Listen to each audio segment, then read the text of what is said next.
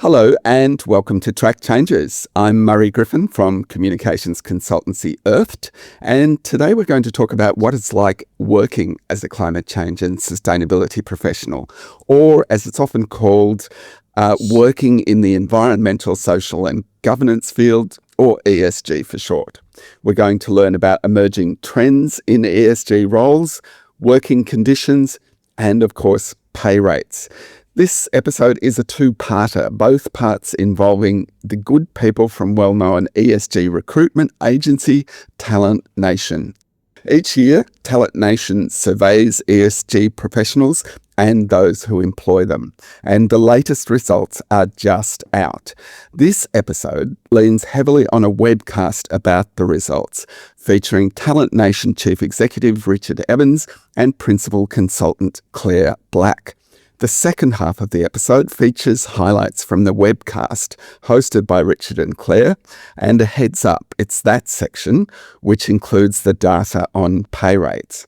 In the first half of this episode, I'm going to chat with Richard to find out more about some of the key themes that emerged in the webcast.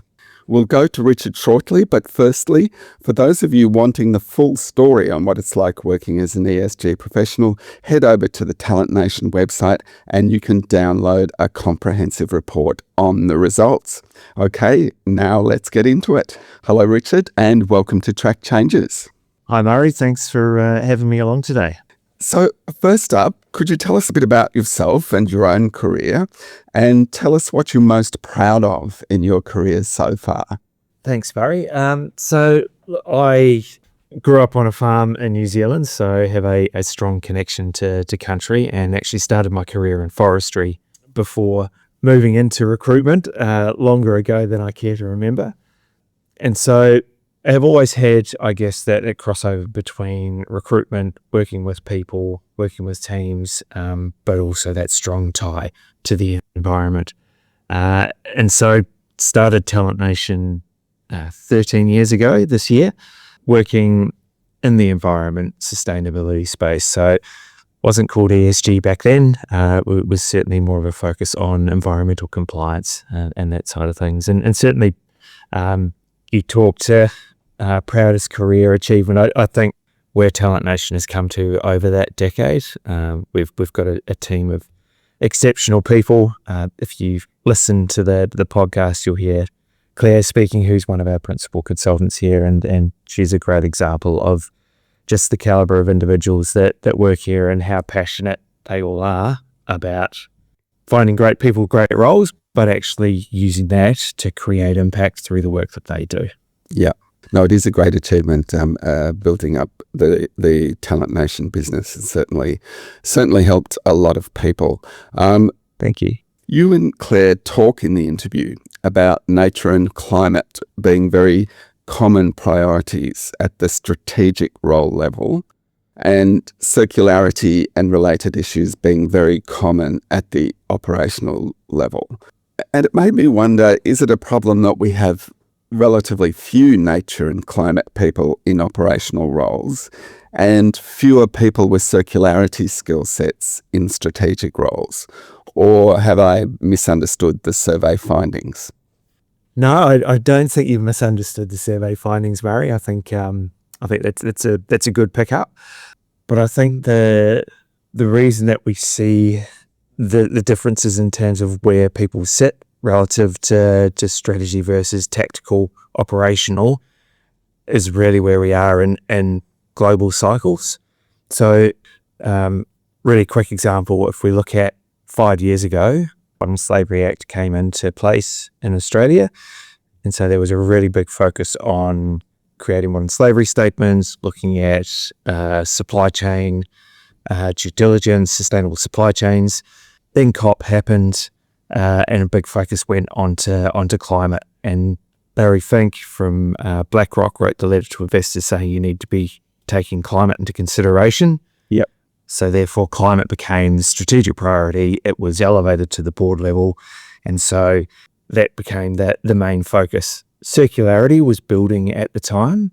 But again, I think it links to where you are in the world. If you look at, say, Germany, we're very good at that closed loop thinking because they don't have a lot of land in Australia. It's still very easy to just put things in the ground.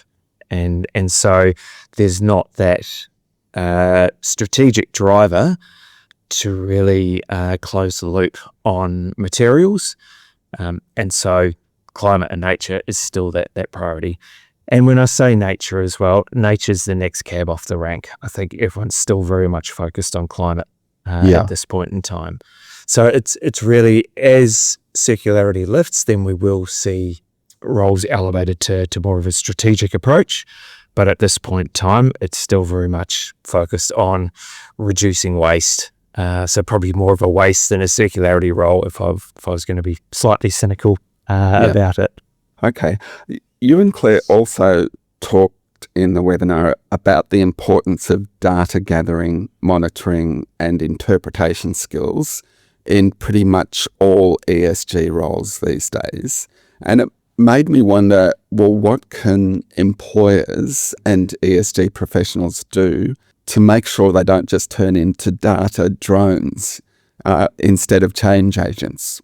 So, again, really good question, Murray. There's almost a fear of getting caught too much in data or being dragged into the data, but data's critical. For if we're actually going to create the change, you need to actually understand where your baseline is. So as a sustainability or ESG professional, you need to lean into the data. You don't have to be an analyst, but you need to understand who to go to get that information. We're going to see a lot of challenges over the next couple of years with mandatory disclosures where there's gaps in the data, and so if you don't have that clear, then how do you know where you're trying to shift? And the best way to create an argument is with data as well. You need to present the facts, especially if you're trying to shift an organization. A CFO wants to know the numbers. They don't want to work on gut feel. You and Claire also talk about the fact that you don't have to have the word sustainability in a role for it to be part or partly a sustainability function. Can you expand on that? And I guess the question that comes to mind is, well, how do you find these jobs that might have a sustainability component but be called something else?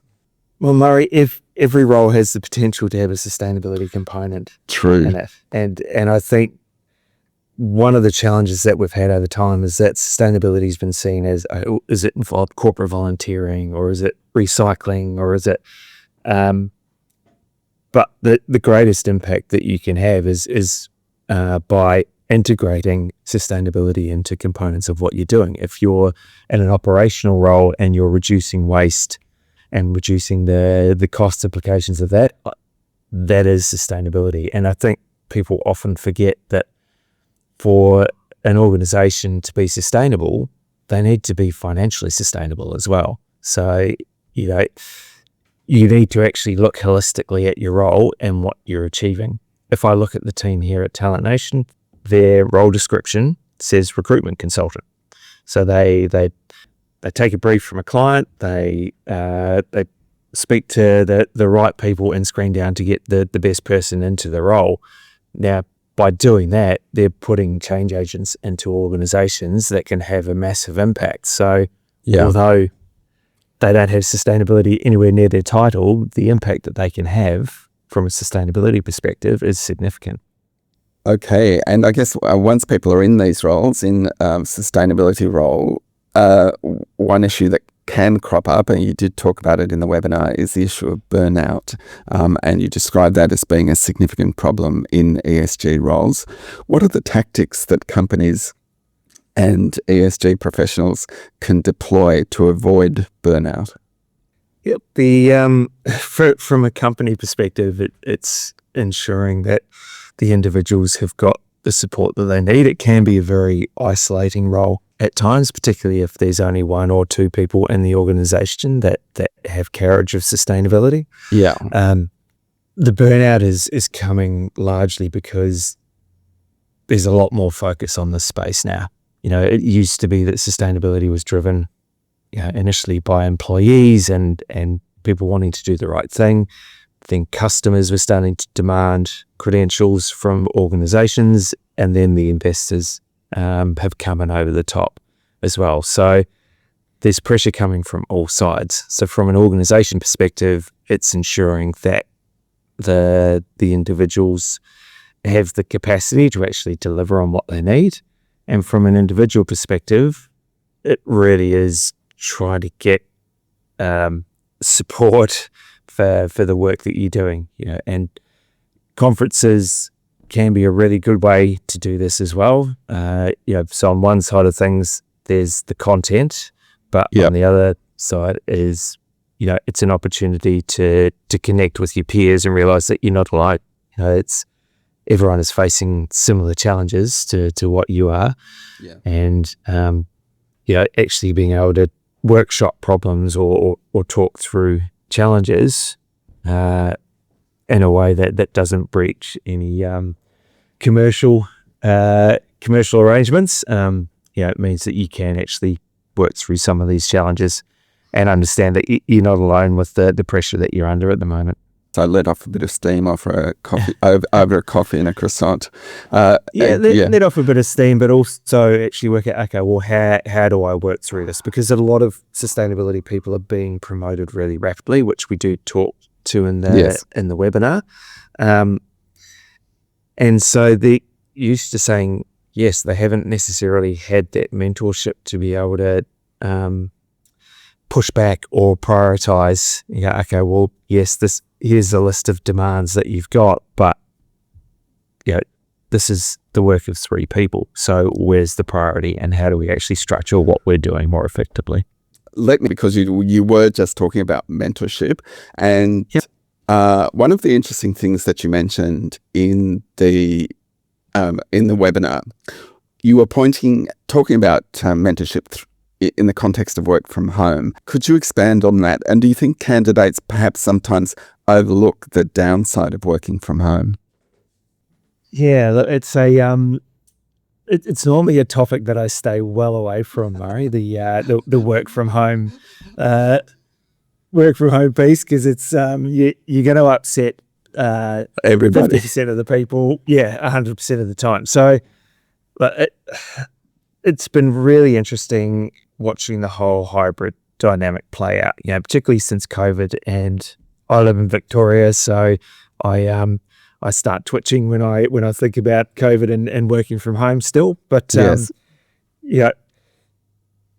no doubt there's been great benefit in the hybrid working arrangement, and I guess that flexibility to allow people to work from home and work in the office. One thing that I see, certainly when I was early career, I would observe my boss dealing with challenging conversations with executives, and that was a great way for me to learn in terms of how do I actually manage in these environments, or how do I deal with conflict or challenges.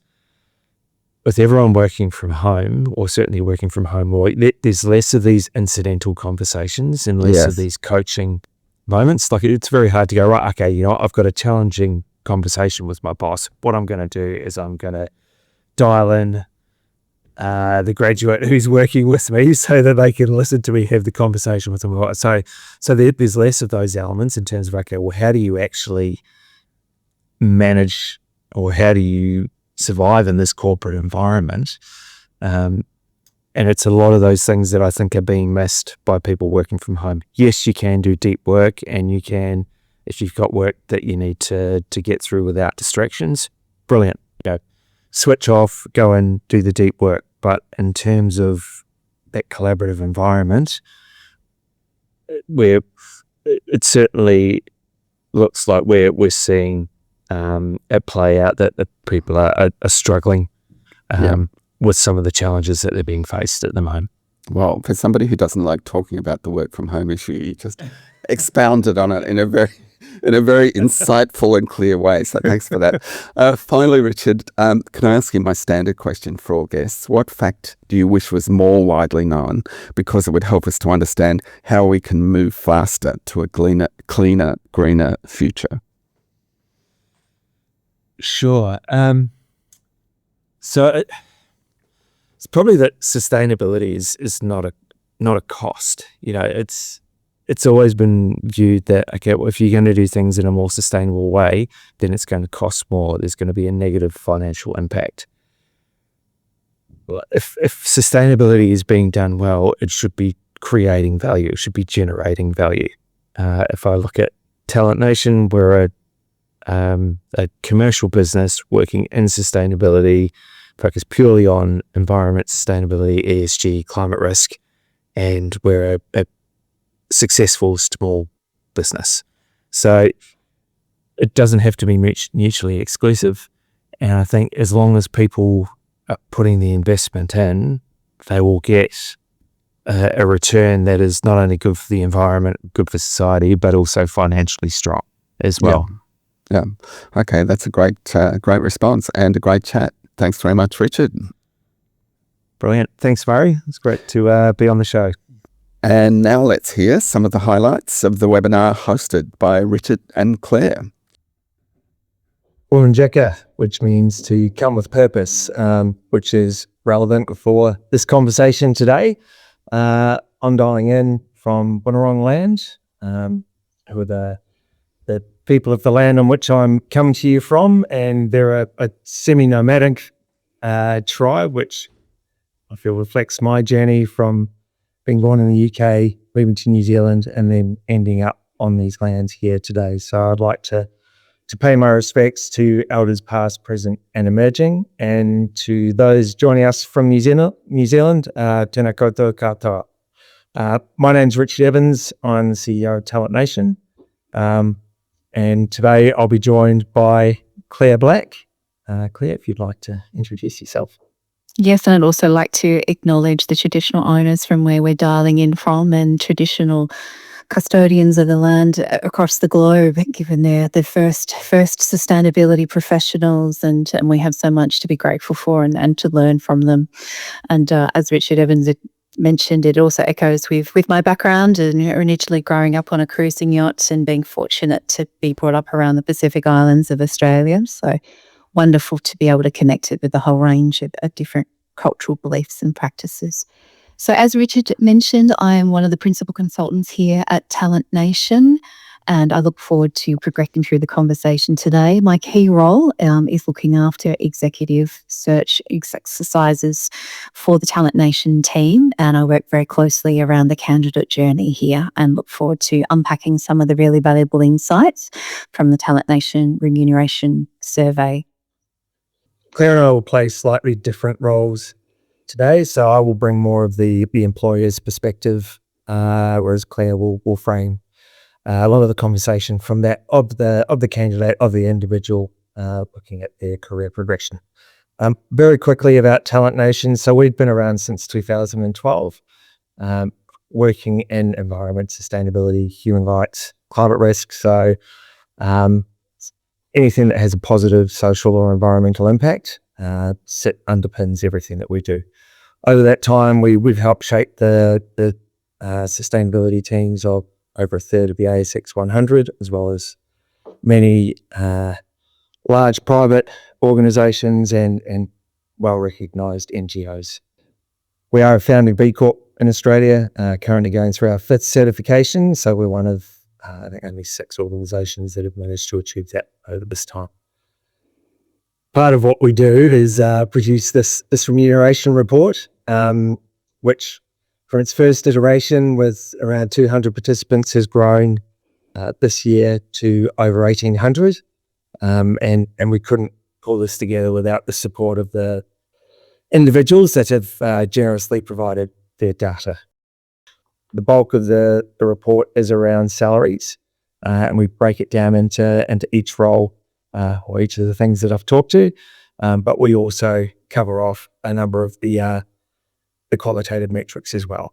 First area we're going to cover off is the priorities that we asked these 1,800 practitioners and what they see for FY25. Across the entire survey, it's no surprise that climate change and net zero was the highest priority, followed by reporting and disclosures. So in New Zealand, mandatory disclosures are in place. That's coming to the fore here in Australia. And obviously there's a strong link between climate and mandatory disclosures. This actually backs up what we've seen as an organisation over the last 18 months. So data and analytics has really driven a lot of the activity across our clients. And then within the last 6 months, disclosures, reporting, a real drive for individuals that have that skill set. And I guess recognition that there is going to be a growing gap between supply and demand of individuals that can actually provide that expertise. Interestingly, for across the board, circular economy, packaging and waste was highest priority, other than for the most senior role where nature and biodiversity is starting to come into play. So we're not seeing it translate into an operational perspective, but from a strategy board perspective, that is starting to emerge in terms of priorities for organisations.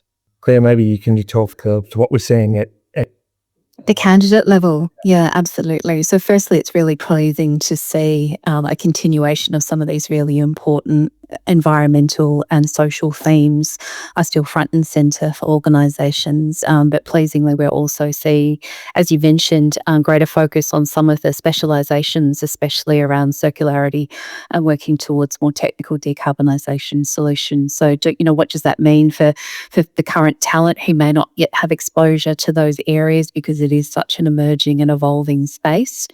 So certainly a lot of the conversations that we have with candidates are really around understanding the materiality of those challenges to different organisations. So, if you are early stages of career and thinking that circularity, for example, was somewhere that you really wanted to focus your energy in, it's about really understanding what does circularity actually mean for an individual organisation and where does that sit in terms of its materiality and importance for the organisation, because that might determine that it's not a full-time role within the structure.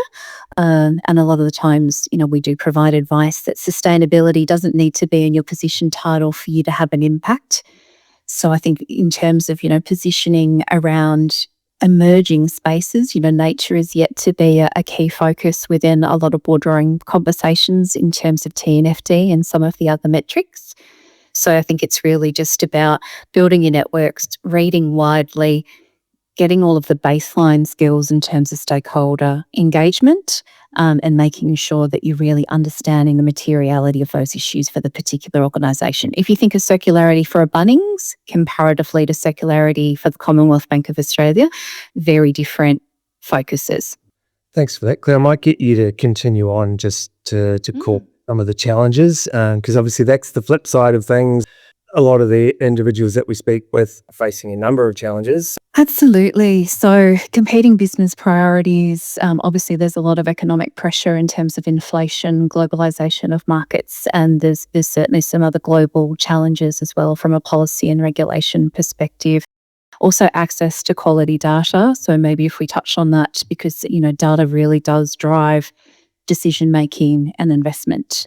So, for the future, professionals working in this space really leaning into understanding the position of data and the quality of that and the thoroughness of that. The investor sector in particular and financial services sector are driving greater transparency, far greater rigour in terms of the data that's being produced to make decisions, which is understandable because climate change is one of the biggest risks facing most industries as well. The other aspect is really just around sort of competing business interests. So, the current sustainability professional, more so than in the past, really has to know how to navigate all levels of decision makers within the organisation. So really making sure that they understand that the business has got many competing interests and hence, that capital injection around sustainability needs to have a really compelling business case. So, bringing it back to all stages of career, it's understanding these stakeholders, it's understanding the business drivers, it's understanding how to put a really strong business case together with the financial incentives, but also what role sustainability plays in business continuity. Thanks, Claire.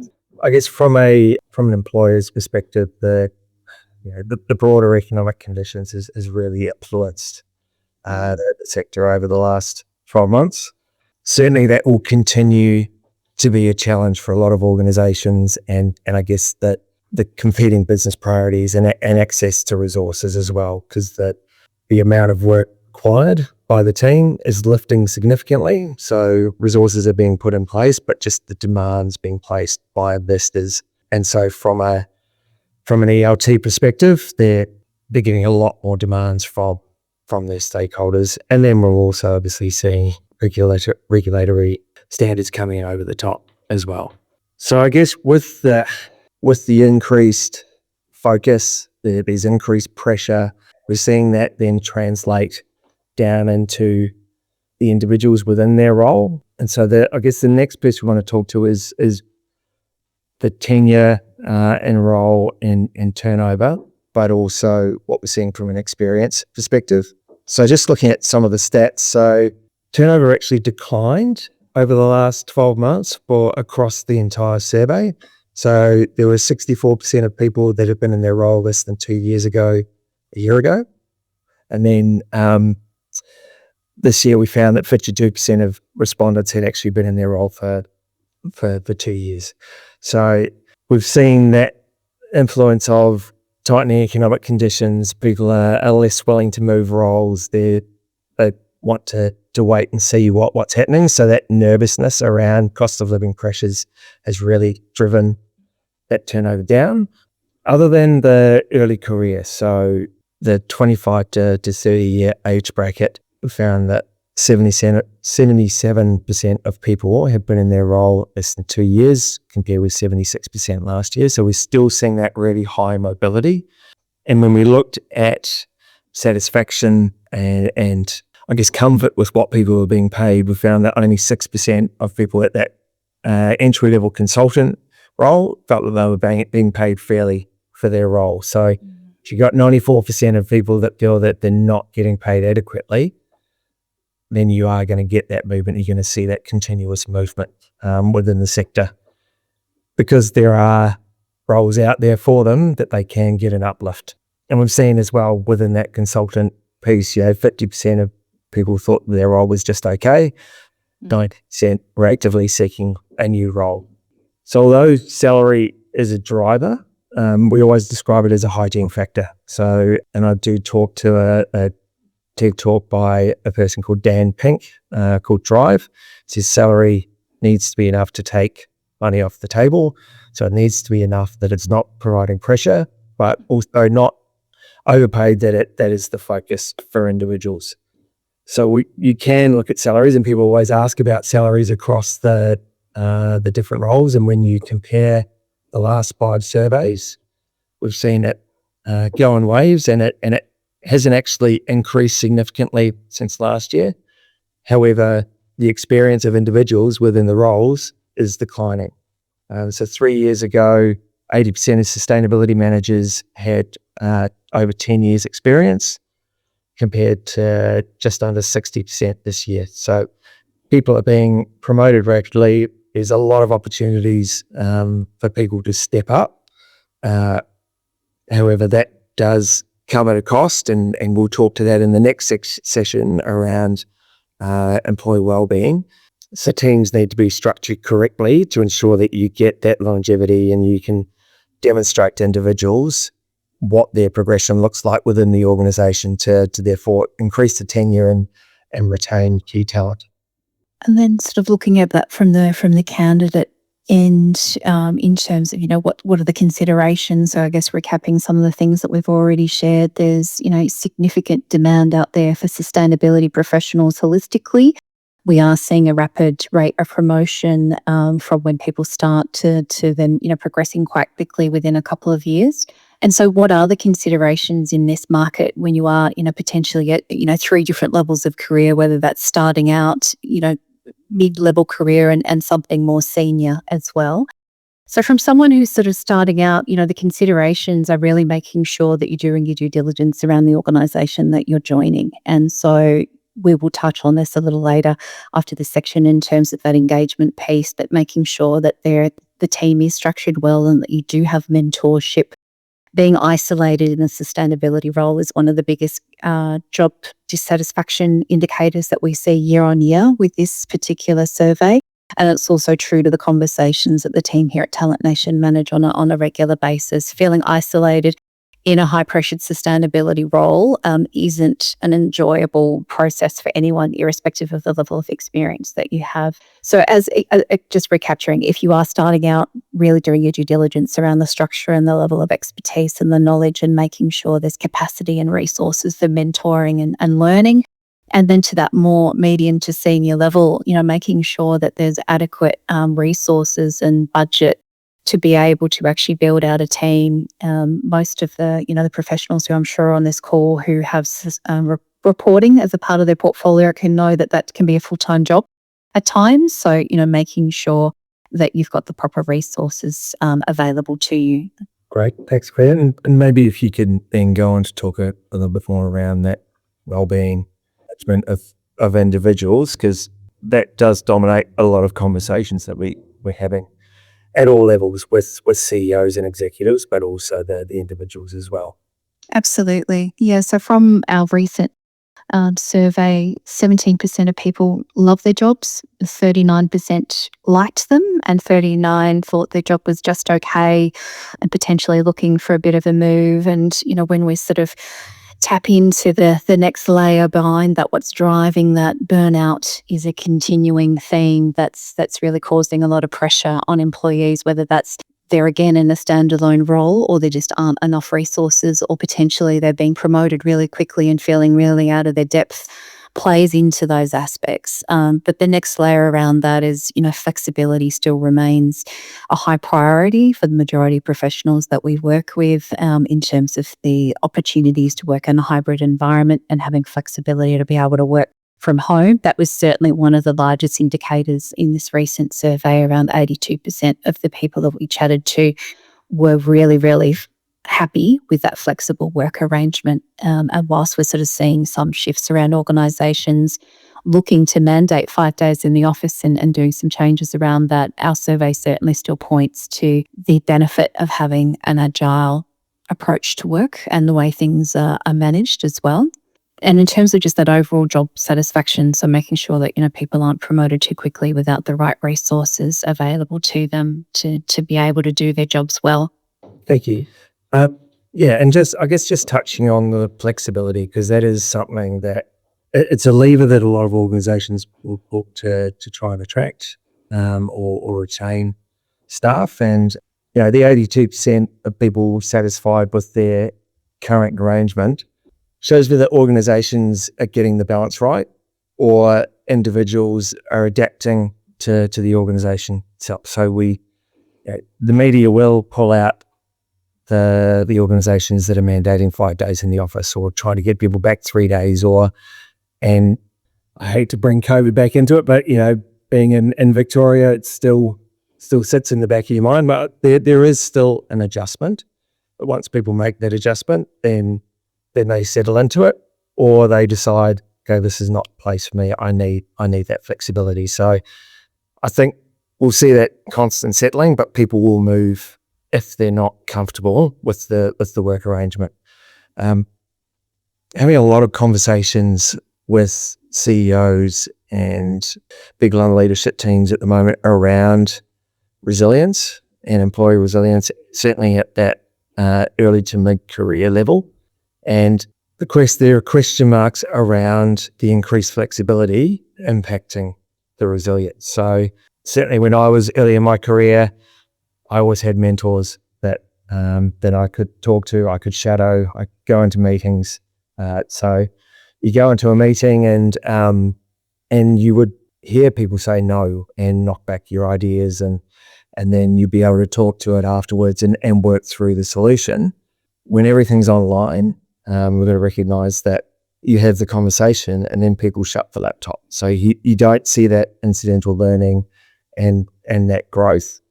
And I think because we are seeing the rapid promotion of people in roles, technically individuals can do the role. They're not giving the support, as you said, Claire, to do their role effectively. So they're exposed to the leadership team. They're exposed to the board a lot earlier than they might have done previously. And so they haven't experienced what it's like to be rejected, when you're presenting an idea, and so certainly a need for that mentoring support, and as I said, that development pathway as well. Learning and development was reasonably low in terms of what employees rated with organisations, but I think we're also seeing organisations pull back on training as well, because the fear of training people when they move on is outweighing, not training them at all. So I think that is something that we do see as a barrier, and certainly there's a number of organisations out there with mandatory disclosures looming. How do we actually skill our existing workforce, or how do we bring and cross-pollinate the different areas so that we can provide the support to the practitioner that is maybe feeling isolated, but also upskill within the broader organisation. And Claire, to your point on burnout, at the Uniting Business Live conference, the UNGC conference last year, they ran a survey where there was 400 people attending. It's around 23% felt that they were already burnt out and struggling, and then somewhere around 29% were a 4 out of 5 in terms of how close were they to burnout. So it's a real issue. We're seeing people exit the industry maybe earlier than they should, but it's something that needs to be addressed. And maybe if I can just add something very quickly there, I think, as the, for the people leaders who are on this webinar, finding ways to connect your team to the impact that they're making. Too often we get to the end of the financial year and look at what's next. That's a conversation we often manage to make sure that people are feeling really connected to the work that they're doing, and they can see the evidence of all that hard effort, which goes a long way to reducing some of that burnout. So to talk to salaries, to close things out, so broadly speaking, looking across Australia and New Zealand, so salaries in Australia are 26% higher than in New Zealand, and that's not taking the exchange rate into consideration, so there's still a large differential there. Gender pay differential is still a challenge. It has reduced since FY22 from 8% down to 4%, went up slightly last year. The main area that we're seeing this is around people that have been in roles for a long period of time. So within the first couple of years, so if people have been in their role less than 2 years, there's effectively no difference. So we're seeing that pay parity. When it pushes out to 10 to 15 years, there's a 20% differential in salary between males and females. So I always call it a loyalty penalty, for want of a better word. So it needs to be a focus from employers, ensuring that they're not just looking at the new employees coming in to get that parity, but actually look at your entire workforce, because just because people aren't making noise about it doesn't mean that they're not going to get a phone call and realise that they're getting paid less than their colleagues. And then with sectors as well. So mining, metals and resources is consistently the highest paid across the board, and financial banking, insurance, and then consumer discretionaries and staples. Like for the last 3 years, they had been 1, 2, and 3 in terms of what we're seeing with salaries. We'll jump through each area in detail. So if we look at consulting, so go for a consultant, what they actually took home in the last year was $99,009 with a potential remuneration of $99,651. So bonuses are quite small at that level. And then if you look at, say, for a director or partner in consulting, the fixed remuneration, so that's base and super, $272, with the bonus that was actually paid out, $297. But if they'd actually achieved their full bonus, $318. So with each of these areas, there's a breakdown in the full report that goes into a lot more detail around the different sectors and the different roles, but also the priorities for each area.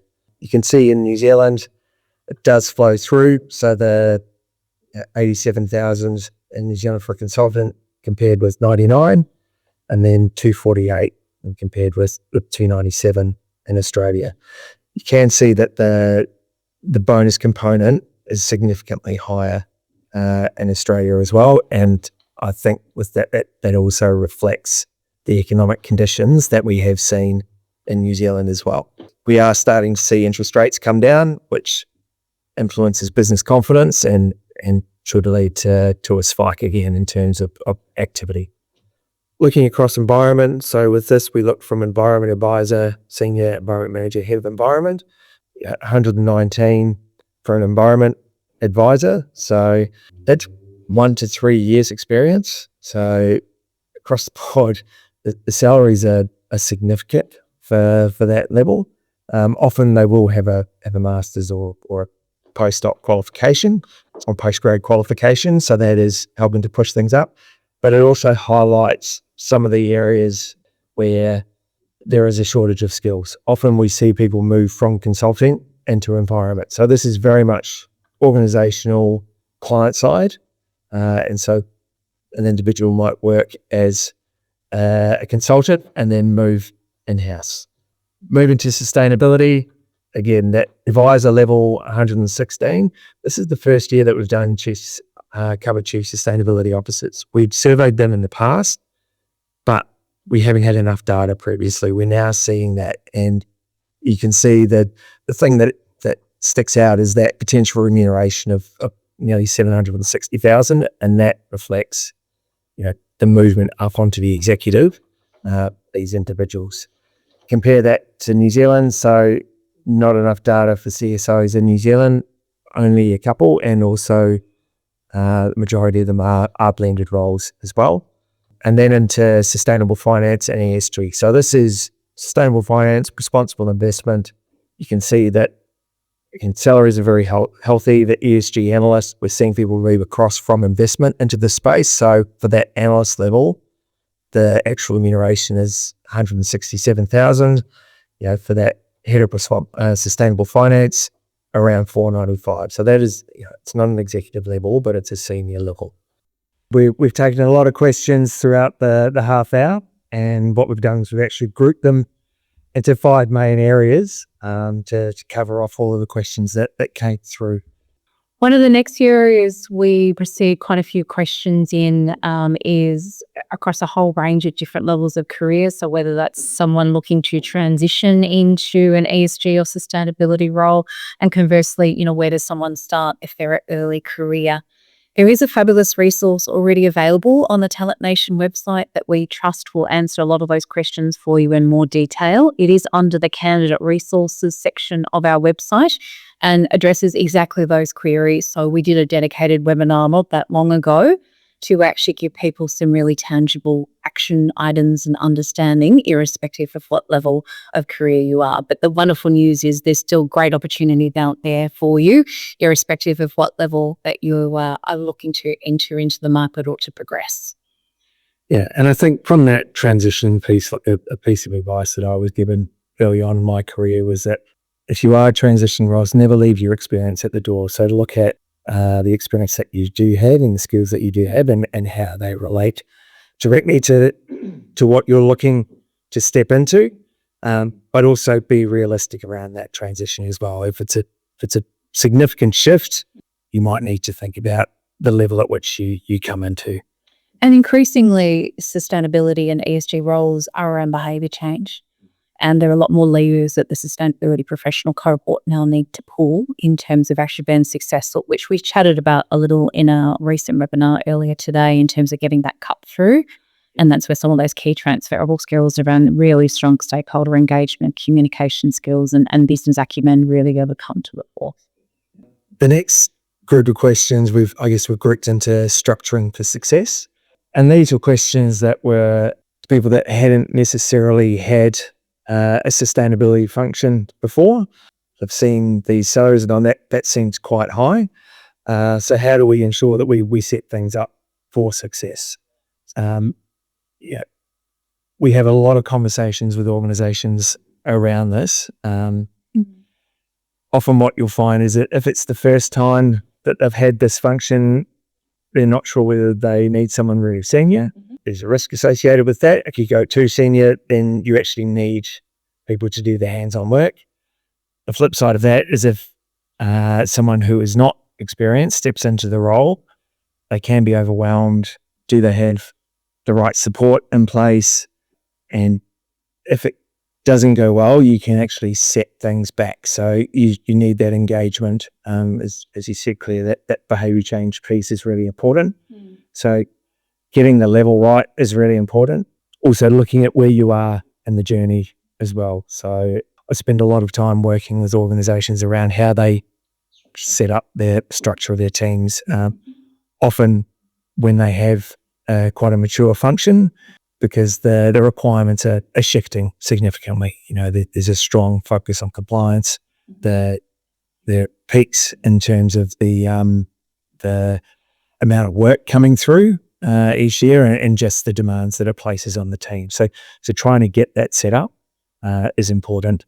And I guess we're also seeing the engagement of short-term contracts, or 3 or 6 month contracts for people to come in and help shape the function to set things up for success. So there are some nuances happening there to just slightly shift things. And I guess another point to that structuring for success, if you are a really seasoned practitioner and you're looking to lobby the executive to bring in additional resources, you're getting in early and understanding that, the impact around burnout, but also business continuity and being ahead of the curve. I think mandatory reporting has certainly created a significant workload for a lot of organisations. So being prepared for that and structuring for success early rather than waiting till you're, a couple of months out for some mandatory reporting requirements is always a better outcome. Yeah, and we haven't even scratched the surface in terms of demand for people with those skills. So that is an area to watch going forward. And then there are a number of questions, understandably, around with everything happening in the world. So basically, is ESG dying? Is it come off the boil? Is it no longer important? We're certainly not seeing that. So I think, yes, there is a shift, but anyone that's been in this space for some time knows that you need to link ESG to commercial outcomes for business. If it's not linked, then it's not embedded, and there is a risk that it will get switched off. Middle of last year towards the end of last year, the market did definitely soften. We've seen things ramp up end of last year and certainly into this year. And again, it feels like a broken record, but disclosures, reporting, performance, their data analytics. So organizations are desperate for these skill sets because they know they need to get in front of the compliance requirements. As well, we mentioned the rate cuts, and I've been through so many cycles with sustainability, and business confidence is a huge driver of activity. The investors are still focusing on these things, so it's the media will call out organizations where they are unpicking these things, but at the end of the day, sustainability, a key part of it is economic sustainability, and so it's about de-risking the organization. It's about ensuring that you're making investment decisions to maximize your returns for shareholders over the long term, not just a short, sharp kicker. And testament to that, as you were saying, some really leading organisations really innovate around the type of professional that they're bringing in with blended portfolios around climate and nature or climate and cyber. And I think that, the sophistication is increasing around some of the mechanisms that organisations can actually start measuring the impact on nature. TNFD is a perfect example of that in accounting for nature. So I think certainly see there's really strong indications in the market that there are drivers from multiple sources, but there's also greater capacity to understand how business could achieve business continuity with some of these climate change pressures being very, very real in the boardroom and everyday operations. And I'd say the integration of ESG into other functions as well. So we're seeing disclosures come into finance, so non-financial disclosures coming into finance. There is still a need for that sustainability expertise. So very dangerous to just shift it all into that function without the understanding. And we're seeing that from the professions there. So talking to the accounting profession, the understanding that it's not just flicking a switch and it'll be handled by finance. So I certainly am not seeing it die. If anything, it has ramped up in the last couple of months, and I think it'll continue to do so. But there will always be noise. I think we just need to let the facts speak for themselves. That really sums up the questions that came through. And again, thanks everyone. Thank you so much. That's all for today. I hope you've enjoyed this episode, and if you have, don't forget to rate it and share it. See you next time.